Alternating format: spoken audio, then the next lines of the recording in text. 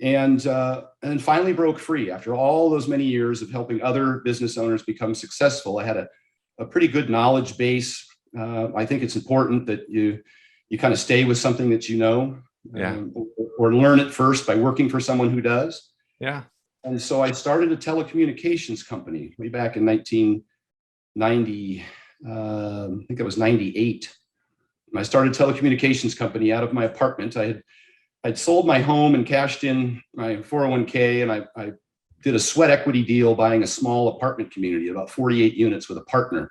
Yeah. And so I lived in it, and I rented the units out, and I mowed the lawns and painted the units and did all the sweat equity stuff, hopefully that we could, flip that apartment community. And that was kind of my first real investment on my own.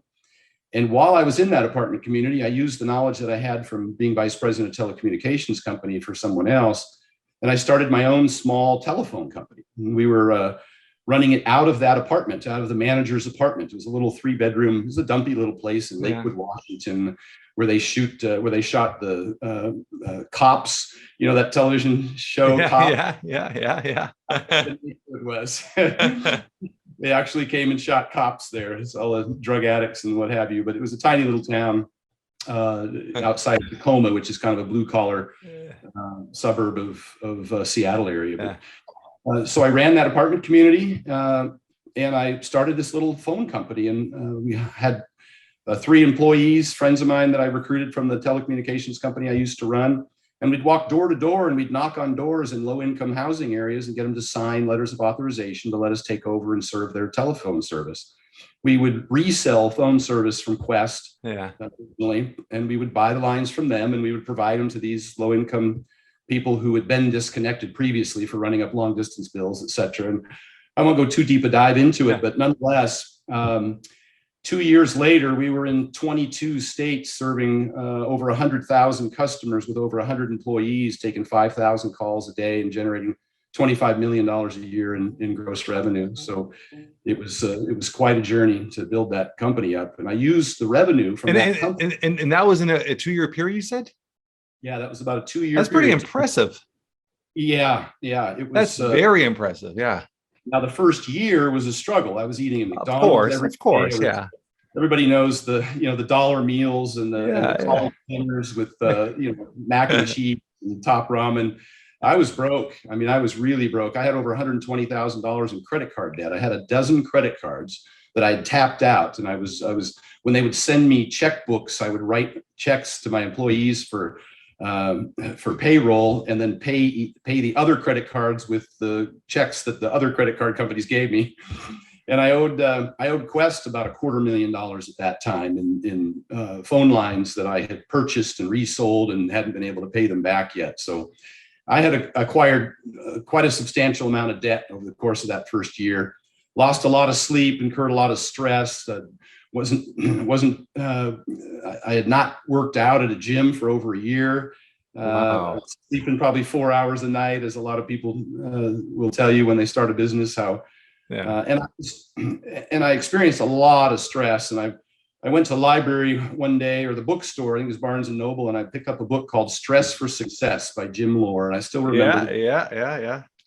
And I started reading it, and the whole book was about paying yourself first. It was about your health fundamentals: get adequate sleep, exercise regularly, and eat nutritious food. And that was really the message. And I still pound on that to this very day, how important it is. The number one thing you can do for stress and for success. I do that too. Pay yourself first. Yeah. And Oprah always says, fill your cup first. You have to for everything.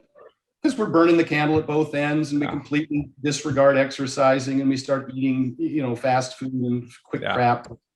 I was doing the same thing, and it really, really, I think, hurt my, my ability to perform at work. And that's why some good employers will tell their best employees, they'll force them to take their vacations. And they become more productive. So we used the revenue from that company. It was a significant amount of revenue, and I was paying, usually 90 or 120 days in arrears to my vendors, Bell South, Quest, Verizon, wherever I was in the country. So I basically had 120 days worth of income showing on my books. So we started buying apartment communities and building homes. I had a 40-lot subdivision of single-family homes. We had multiple apartment communities. We bought some commercial real estate, doing what I had, 10 years of experience in, which was operating multifamily properties and, construction, because we had built a 150-unit property at one time that I was project manager on. So, and we did really well. That was right in the real estate boom. That was 2003 through 2007, 2008, right in there when the real estate market collapsed. We were, we probably had $70-80 million worth of real estate at the time, with over 20 million in equity. And then the real estate market collapsed and it disappeared almost overnight. And the banks went from giving me, I was putting 1% down on a piece of land, and they were loaning me the entire construction cost on a home. I was putting, I think, 1 to 3% down on an apartment community that I was retrofitting into selling them as condos. Times have changed, man. Yeah, they were loaning me the construction. Crazy. And I was reselling the condos, obviously, at a profit. Well, then everything stopped overnight. I couldn't get loans. We had significant,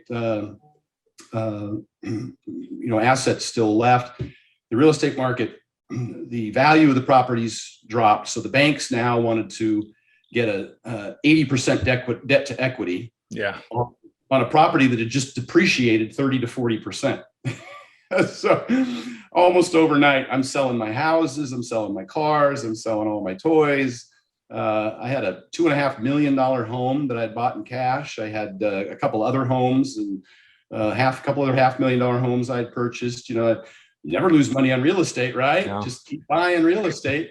And that's like reality when you're looking at a business. Like I have a portfolio of real estate, 9 properties, and that's the exact same thing. Your mindset is always never fear real estate. And reality, yeah, right. Crazy story. Yeah, lost $4 trillion in market value, and boom, I sunk with the rest of it. Now, I grew up modestly. My pops never made more than $50,000 a year. He was a government worker. My mom was a stay-at-home mom who did odd jobs. So, I didn't really put my identity into these things that I owned. It was fun. A lot of them were investments in my mind. Yeah. And, I saw stories of people jumping in front of trains and divorces and all kinds of stuff were rampant during that time. And I always looked at business like monopoly. Yeah. It always seemed like play to me. And if I owed somebody, they took a risk for their return. And in my mind, I was making the money when I was making the money. And if I lose, they lose.